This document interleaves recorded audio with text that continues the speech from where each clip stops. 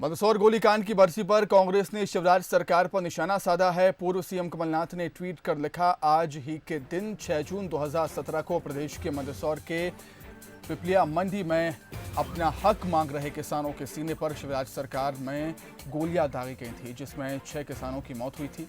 इस बर्बर गोलीकांड की तीसरी बरसी पर मृत सभी किसान भाइयों को शहादत को नमन, भावभीनी श्रद्धांजलि।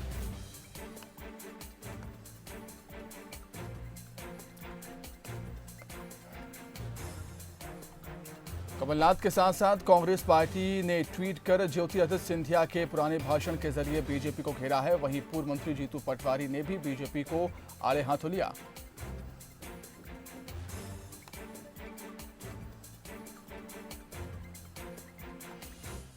पहला दिन जिसमें किसानों पर गोलियां चलाकर उनकी हत्या की, आज वही सरकार है, वही मुख्यमंत्री है और वही किसानों की वेदना है।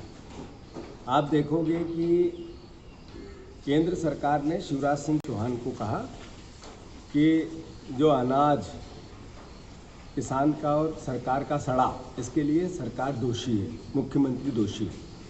मैं मानता हूं कि प्याज किसानों के पिछले साल 100 रुपया किलो बिके थे।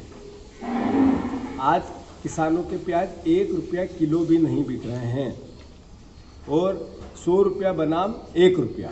इस सरकार की स्थिति देखें। मैं मानता हूं कि किसानों का गेहूं की बात हो, चने की बात हो, भाव में फसलों के दाम की बात हो, बहुत तेजी से अंतर आया है परिस्थितियों में। वहीं कांग्रेस के वार पर बीजेपी ने पलटवार किया है। बीजेपी के प्रदेश अध्यक्ष वी.डी. शर्मा ने कांग्रेस को मुल्ताई गोलीकांड की याद दिलाई। मैं तो ये कहना चाहता हूं कि मंदसौर के अंदर जो घटना हुई थी, उस घटना पर सारी चीज़ें जनता के सामने आईं।